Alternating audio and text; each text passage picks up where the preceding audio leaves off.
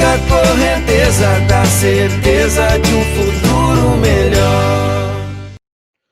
Olá, meu querido do 8º ano E! Tudo bem com você? Tudo tranquilo? Estamos de volta para mais uma aula de História. E nesta nossa primeira aula gravada, neste nosso reencontro, eu gostaria de retomar junto com vocês aquilo que nós vimos nas nossas últimas aulas antes da nossa parada, antes das nossas férias. Nós estávamos falando sobre Napoleão Bonaparte.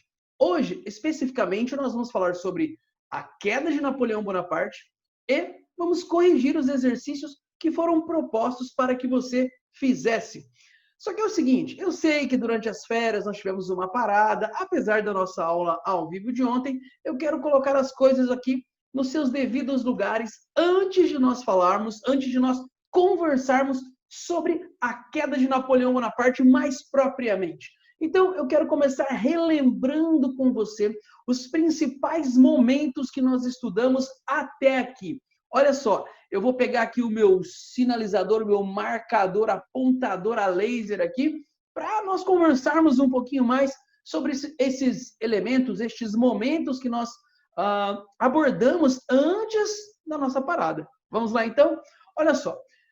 No capítulo anterior, nós estávamos conversando sobre a Revolução Francesa. Você se lembra disso? Aquele processo ali que durou de 1789 até 1799, um momento onde o antigo regime, o absolutismo francês, foi colocado em xeque. O rei Luís XVI foi guilhotinado, assim como a sua esposa, e o absolutismo chegou ao fim dentro da França. Só que o que vem depois é um grande problema, porque a França mergulha em um período extremamente violento e de instabilidade, e aparentemente ninguém conseguia colocar a França de volta aos trilhos. Então, no ano de 1799, os girondinos, que haviam assumido o poder depois de um período extremamente desastroso de governo jacobino, aquele período que ficou conhecido como governo ou período do terror, os girondinos haviam assumido o controle, mas também não estavam conseguindo colocar a França nos eixos, e é nesse contexto que os girondinos, representantes da alta burguesia, vislumbram que existe a necessidade de uma figura, de uma pessoa que tenha autoridade para fazer isso. E quem é a pessoa escolhida? Um general que estava se destacando nas campanhas de defesa do território francês, Napoleão Bonaparte. Então, em 1799, nós temos uma mudança de governo dentro da França. Naquele momento, os girondinos que estavam no poder governavam através de um tipo de governo chamado diretório. O diretório, então, é deposto, é deixado de lado, e nós vamos ter, então, naquilo que fica conhecido como golpe do 18 de Brumário, e Napoleão Bonaparte assume o trono sozinho? Não, no primeiro momento não, através de um consulado. Este governo do consulado, ele vai perdurar aí entre os anos de 1799 até 1804. Você se lembra disso, não lembra? E neste período aí, Napoleão Bonaparte vai implementar então algumas reformas extremamente importantes para fazer com que a França volte aos rumos, volte ao eixo. Ele quer pacificar a França. Então, eu destaquei aqui alguns elementos. Olha só, a reforma administrativa, que era extremamente importante, colocar pessoas competentes para que a França pudesse ser governada de maneira adequada, retirar aqueles nobres que estavam ali só sugando as finanças francesas e não estavam produzindo aquilo que era necessário. Para que você administre um país com competência, é importante que você tenha pessoas que estejam capacitadas para desempenhar as suas funções.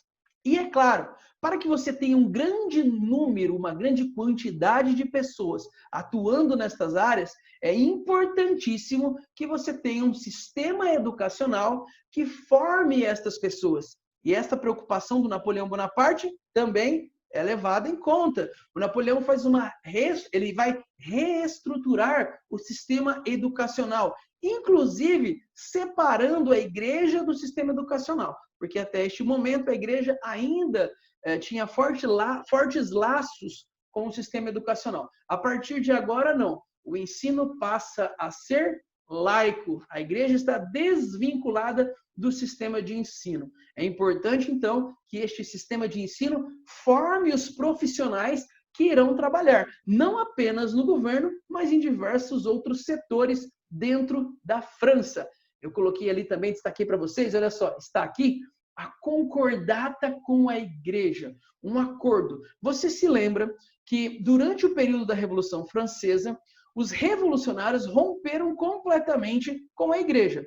O Napoleão agora, entendendo que a igreja é uma instituição extremamente importante, ele vai propor um acordo com a igreja. A igreja católica agora poderá funcionar dentro da França, inclusive sendo quase que assim, vamos colocar como religião oficial. Entretanto, a igreja não pode dar pitacos no governo. E outro detalhe, todos os territórios que foram tomados durante a Revolução Francesa não são devolvidos, permanecem com o governo francês. Então, é um acordo aí com a igreja para que a igreja possa voltar a funcionar dentro do território francês.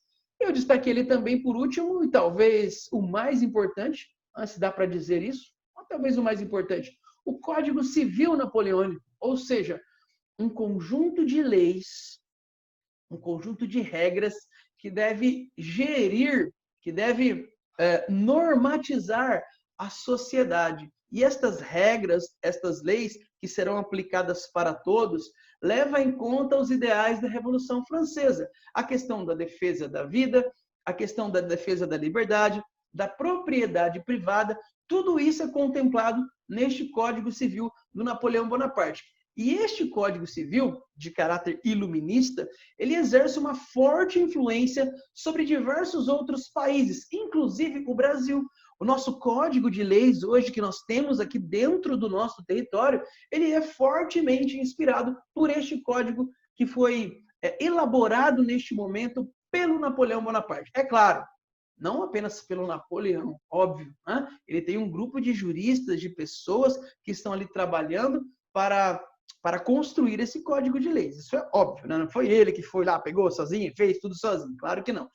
Dando sequência, externamente, o Napoleão tem que enfrentar ali uma série de conflitos. Por quê? Não se esqueça que os outros estados europeus, os outros reinos europeus, estão tentando combater a França e aquelas ideias iluministas. Eles querem impedir que aquelas ideias iluministas se propaguem para fora da França.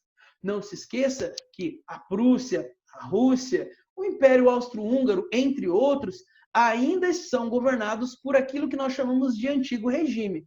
Então, permitir que aquelas ideias cheguem aos seus reinos significa, para os monarcas, perder a coroa, ou quem sabe até perder a cabeça. E é óbvio que eles não querem isso. Então, por isso, este esforço para combater a França. E a Inglaterra? Bom, a Inglaterra tinha muito mais também interesses comerciais. Não se esqueça que França e Inglaterra, durante muito tempo, disputam aí a hegemonia econômica dentro do continente europeu. Bom, em 1804, então, Napoleão vai ser nomeado imperador. O seu início de governo ali é brilhante, ele obviamente cai nas graças da população francesa, ele faz inclusive um plebiscito. Ei, vocês querem que eu seja imperador? O pessoal é óbvio, né? Ainda com aquela mentalidade monárquica, as pessoas acabam aceitando. Então, em 1804, nós temos Napoleão Bonaparte chegando aí à condição de imperador dentro da França e dando continuidade ao processo de expansão territorial. Você vai perceber que o Napoleão vai ali tentar conquistar, através de alianças, ou mesmo invadindo algumas regiões, ampliando assim o poder da França dentro do continente europeu. Só que tem um detalhe, o Napoleão consegue impor a sua vontade em diversos reinos dentro da Europa, mas não consegue dentro da Inglaterra.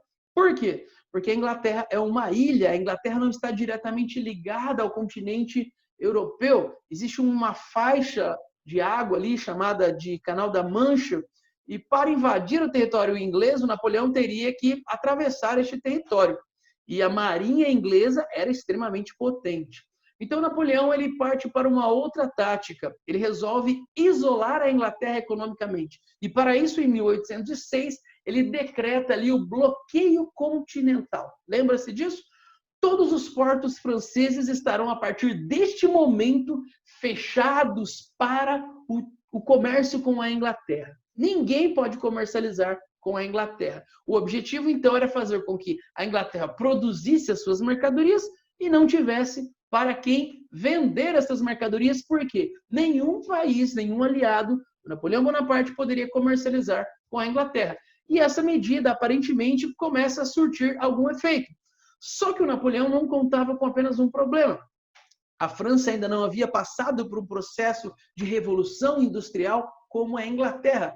A França não conseguia produzir suficiente para atender todos os mercados europeus. O fato é que, por exemplo, Portugal, que era um país extremamente dependente do comércio com a Inglaterra, não acata o bloqueio continental, sendo invadido no ano de 1807. E neste contexto ali também, o Napoleão acaba passando pela Espanha.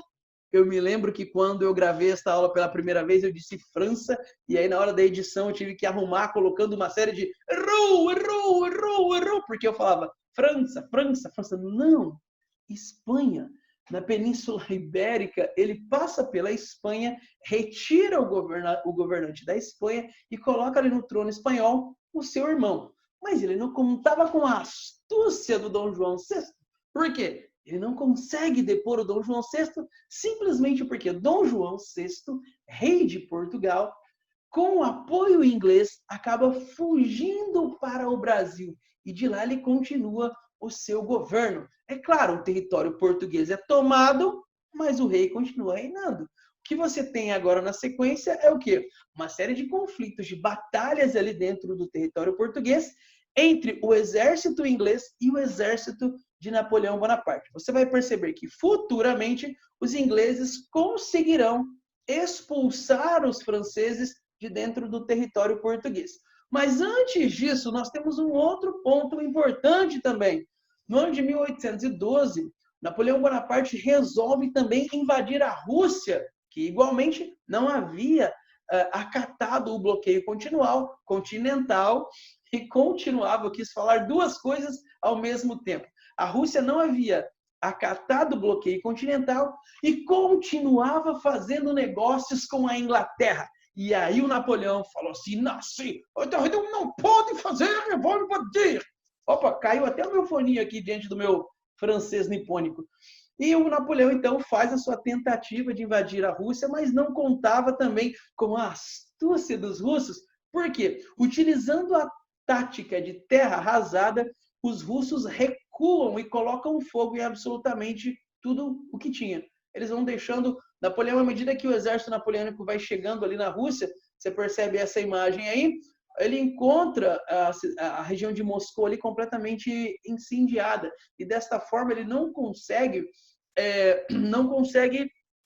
achar os suprimentos necessários. Por quê? Imagine, galera, neste período, para que você fizesse um avanço tão distante, a Rússia fica muito longe da França. E para conseguir chegar lá, não dava para levar mercadoria suficiente. Então, o que esse exército fazia? Geralmente, à medida que eles iam conquistando novos territórios, eles saqueavam esses territórios e se abasteciam de comida, alimentação para os seus animais. Entretanto, quando eles chegam na região de Moscou, eles não conseguem fazer isso. A cidade está incêndio, está pegando fogo. E o que acontece, então? Eles não conseguem se manter ali por muito tempo.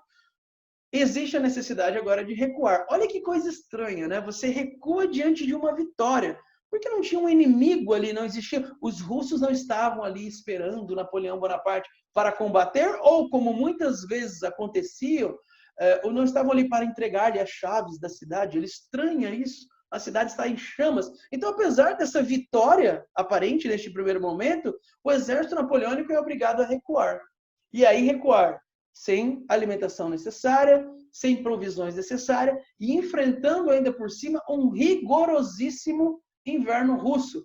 Lembra que um dos fatores que eu achei interessante destacar para vocês era que o material do qual o botão do casaco ali dos oficiais franceses era feito, com o frio eles acabavam quebrando e os casacos ficavam abertos, o frio intenso, muitos morreram. A maior parte do exército de Napoleão Bonaparte, um exército gigantesco, acabou sucumbindo diante... Olha que palavra bonita. Opa, cada vez que eu falo alguma coisa assim, o meu foninho cai.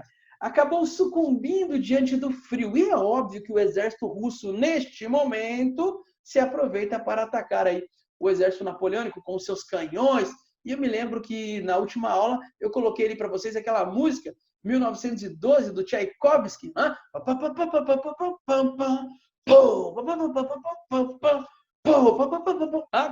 aquela pegada ali dos russos destruindo, dizimando o exército do Napoleão Bonaparte. Esse quadro ilustra muito bem aí, olha só, o exército do Bonaparte aí totalmente arrebentado, recuando diante de uma derrota desastrosa dentro do território russo. Tem gente morta aqui, já coberta pela neve, e eu me lembro que eu disse para vocês que em alguns casos pessoas chegavam mesmo a matar os seus cavalos, abrir a barriga do cavalo, entrar dentro do cavalo com uma medida desesperada para tentar se aquecer. É óbvio que isso aí não era muito eficiente. Vamos dando continuidade aqui então, porque é o seguinte, agora eu quero de fato conversar com vocês aí sobre a queda, este período da queda do Napoleão Bonaparte que acontece logo na sequência. Logo que ele volta para a França, com seu exército dizimado, a Inglaterra, que não é boba nem nada, aproveita este momento, cria ali com outros países uma nova coligação e vai invadir a França. O que resta a Napoleão Bonaparte neste momento é abdicar ao trono. E ele acaba renunciando, então, em 1814, e ele vai se exilar em uma ilha ali no mar Mediterrâneo, conhecida como Ilha de Elba. E olha, neste momento ele está levando ali uma vida até muito boa, com uma boa pensão sendo paga pelo exército, pelo governo francês. Ele vai permanecer dentro desta ilha ali no mar Mediterrâneo. E o trono vai ser entregue ao irmão de Luís XVI, que toma posse como Luís XVIII. Só que pouco tempo depois, Napoleão, não contente com a sua situação, não era um cara que aceitava muito bem a derrota. Você já deve ter percebido isso. É um cara acostumado com vitórias, com a glória. E ele resolve, então, voltar para a França. Ele organiza ali, foge da ilha de Elba e ele retorna para a França em 1815. Sabendo que o Napoleão estava marchando para a França, o Luís XVIII nem pensou em encarar. Ele falou o quê? O cara veio do exército. O exército idolatra, a população idolatra Napoleão. Eu vou ficar aqui fazendo o quê? Meu irmão já perdeu o pescocinho. Eu vou vazar enquanto dá tempo. E é isso que ele faz. Ele acaba fugindo, então, e o governo ele fica ali, ó esperando, o trono francês fica ali vago, esperando de bracinhos abertos, assim, a chegada do Napoleão. Ele dá um abraço quentinho, porque ele gosta de abraços quentinhos, né? Lembra do Olaf lá da Frozen? Ele dá um abraço quentinho no Napoleão. Só que esse abraço quentinho, meu querido, não vai durar muito tempo, não. O Napoleão, ele tenta, olha só, ele tenta reorganizar o exército, para tentar expulsar as tropas inimigas que estavam ali na região da Bélgica e tentar, de fato, manter o controle agora sobre o território francês, mas ele não consegue fazer isso. Ele vai ser derrotado em junho de 1815, na Batalha de Waterloo. Essa é a derrota definitiva. Esta batalha entra para a história, ela é extremamente famosa. Batalha de Waterloo. Se você quiser destacar aí, nessa batalha, Napoleão, então, é definitivamente derrotado. Certo? Então, olha só, são dois momentos bem distintos que é importante você destacar. Primeiro, houve uma derrota com a invasão da Inglaterra, ele se exilou na Ilha de Elba. Depois desse exílio, ele foge de lá e ele assume o trono novamente. Este período em que ele assume o trono até a derrota de Waterloo vai ficar conhecido como governo dos 100 dias, que é este período aí que o Napoleão acaba conseguindo se manter à frente do governo francês. Depois dessa derrota, agora é óbvio que os outros reinos da Europa não vão marcar bobeira. O Napoleão vai ser exilado em uma prisão, agora ele vai ser preso mesmo, não vai ter aquela mordomia que tinha na Ilha de Elba, não. Ele vai ser preso numa ilha no meio do Oceano Atlântico, a ilha de Santa Helena. Quero até mostrar para vocês aqui. Opa, eu não coloquei? Cadê a ilha de Santa Helena? Eu deletei. Aqui, tá aqui. A ilha de Santa Helena. Olha só, fica aqui. Dá uma olhada. A França está aqui, né? o mar Mediterrâneo, que bonitão. E olha onde que o Napoleão vai ser preso. No meio do nada, lá longeão. Então, o Napoleão vai estar preso aí na ilha de Santa Helena. E é aí que ele vai morrer, em 5 de maio de 1821, certo? Mas, antes da sua morte, logo depois de 1815, logo que o Napoleão vai ser derrotado na Batalha de Waterloo, nós vamos ter uma conferência bastante importante, que é o Congresso de Viena, que se realiza na cidade de Viena, óbvio, por isso chama Congresso de Viena, ali na Áustria, em 1815. Então, nós vamos ter a reunião dos representantes dos diversos governos europeus, com o objetivo do quê? De restaurar a Europa à situação que existia antes do governo napoleônico. Então, você deve ter percebido que o Napoleão fez uma verdadeira bagunça na Europa ali, né? Tomou aqui, anexou aqui. E qual é a ideia agora? Fazer com que a Europa volte a ser o que era antes do governo de Napoleão Bonaparte. Para isso, 2 princípios precisam ser seguidos. Primeiro, o princípio da legitimidade. E o que eles entendem por legitimidade? Os governantes, aí, os representantes dos estados europeus neste momento. Basicamente, galera, restauração do antigo regime. Então, eles entendem como legitimidade os herdeiros, aqueles que fazem parte das famílias que estavam no trono. Porque, por exemplo, dentro da Espanha, o rei foi retirado do poder. Dentro da França, o rei foi retirado do poder. Então, a ideia é fazer com que estes monarcas, com que as famílias que reinavam antes do Napoleão Bonaparte, voltem ao trono. É isso que eles entendem como princípio da legitimidade. Repara, destaca aí no seu caderno, o grande objetivo, no fundo, é restaurar o antigo regime. O Congresso de Viena é um congresso que tem esse grande objetivo: restaurar o antigo regime, sufocar as ideias iluministas que estavam se propagando ali a partir da Revolução Francesa. Outro detalhe importante que eles acabam destacando é a questão do equilíbrio também. Criar uma espécie de sintonia ali entre os reinos para não permitir que nenhum deles se torne muito poderoso. Por quê? O medo é que um dos reinos se tornando muito poderoso, se esse reino caísse diante de uma revolução liberal, ele poderia, assim como Napoleão ofereceu grandes problemas para a Europa, o temor é que um novo reino pudesse fazer a mesma coisa. Então, imagina, um reino se torna muito poderoso, aí sofre um processo de revolução, e aí os governantes ali tentam novamente fazer guerra contra os outros reinos da Europa, tentando propagar os ideais iluministas. Então, este é o grande temor. Por conta disso, você busca criar ali um equilíbrio entre essas novas monarquias, ou entre essas monarquias da Europa. E para tentar colocar isso em prática, as principais potências ali, a Rússia, a Áustria e a Prússia, assinam um acordo chamado Santa Aliança. Então, a Santa Aliança é um acordo que é assinado como consequência desta reunião, chamada Congresso de Viena. Repare que a Inglaterra não assina. Por quê? Dentre os tópicos principais da Santa Aliança, estava impedir qualquer movimento liberal, até mesmo nas colônias. E neste momento, a Inglaterra já tinha interesses diferentes. Por quê? A Inglaterra apoiava o processo de libertação lá nas colônias da América. Porque, afinal de contas, se Brasil e todas as colônias espanholas, por exemplo, se tornassem independentes, seriam novos mercados consumidores para os produtos ingleses. Então, exatamente por conta disso, você repara aí que a Inglaterra não assina a Santa Aliança. Beleza? Então, galerinha, o Congresso de Viena é isso, uma tentativa de manutenção, de restauração do antigo regime, uma tentativa de impedir que as ideias iluministas se propaguem pela Europa. Mas você vai perceber que, apesar de todo o esforço, não vai dar muito certo. Essas ideias elas vão continuar se propagando, mas isso é um assunto para as próximas aulas. Vamos dar sequência aqui, então, aí a Ilha de Santa Helena, que eu apresentei para vocês.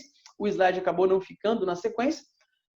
Eu quero corrigir com vocês, então, eu estou com a apostila aqui em mãos também, na página 13, você pode dar uma olhada aí nesta imagem, e eu quero corrigir com vocês. Olha só, é possível reconhecer cada estágio da trajetória representada na ilustração. Escreva um breve texto explicando como a vida de Napoleão, é representada na charge.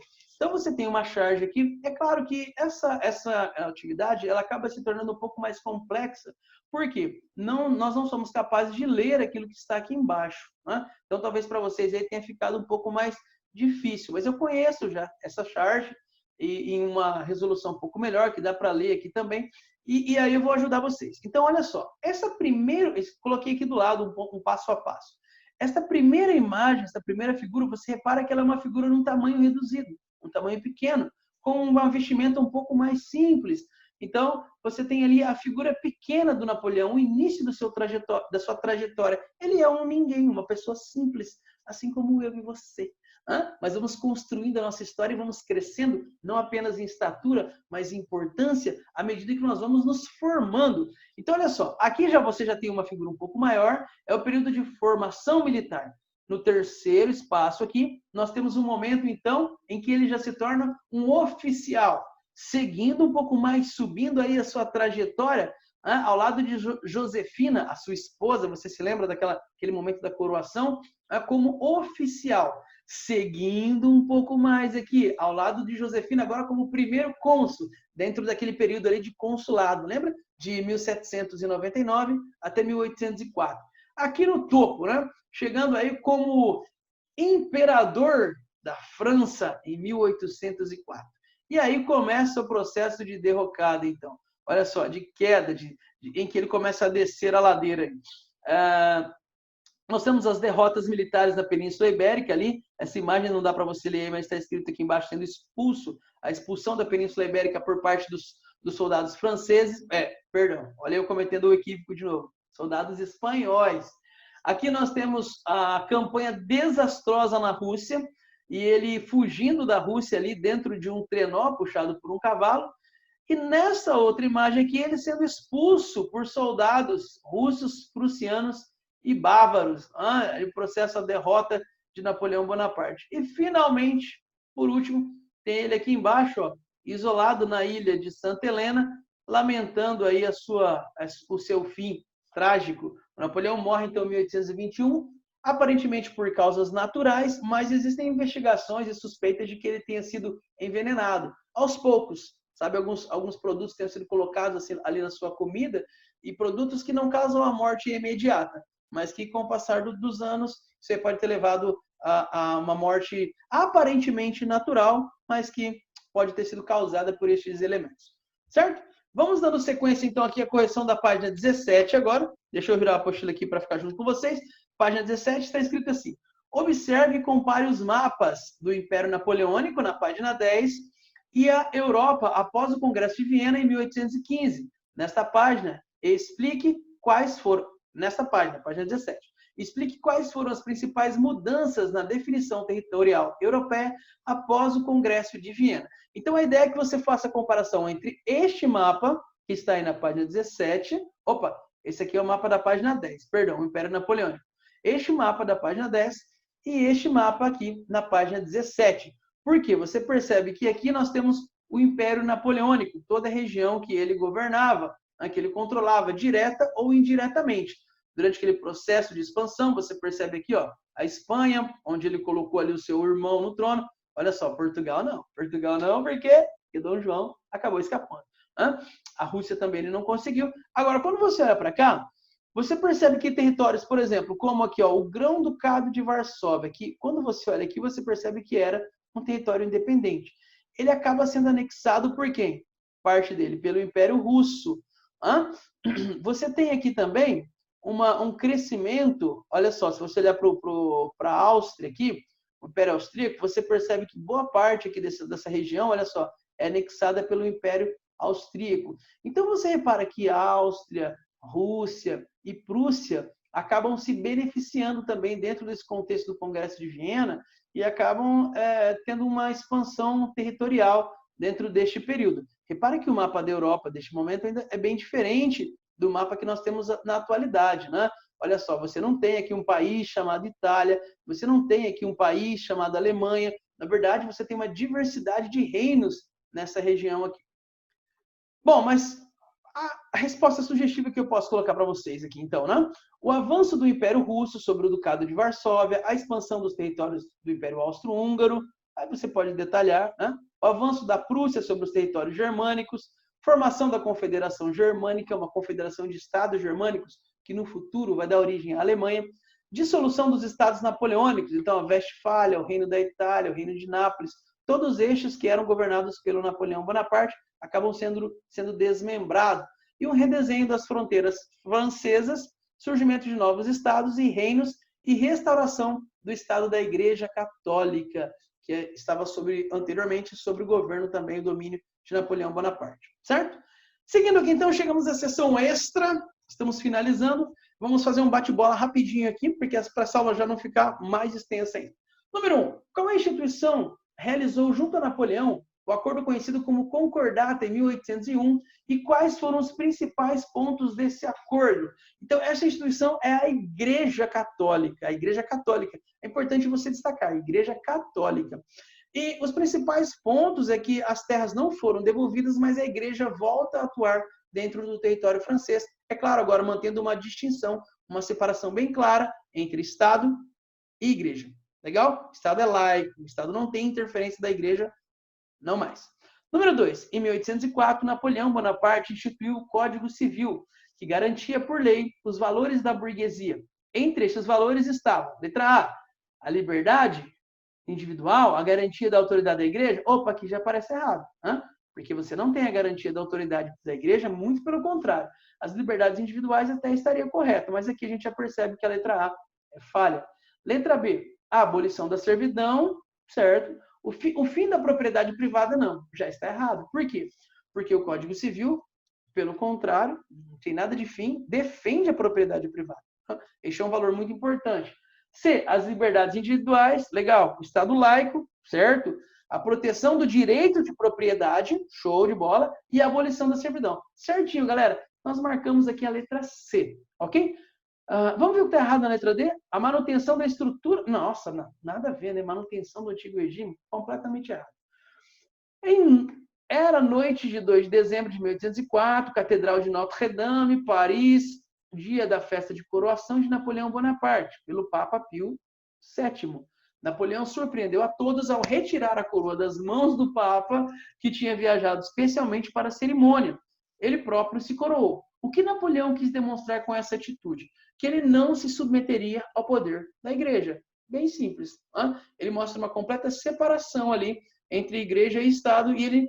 Porque quando você se ajoelha diante de uma outra pessoa, queira ou não, é um sinal de submissão. Os cristãos se ajoelham diante da presença de Deus. É um sinal de submissão. Então, neste momento, ele não se ajoelha diante da figura do Papa, porque ele não quer demonstrar submissão ao poder da igreja.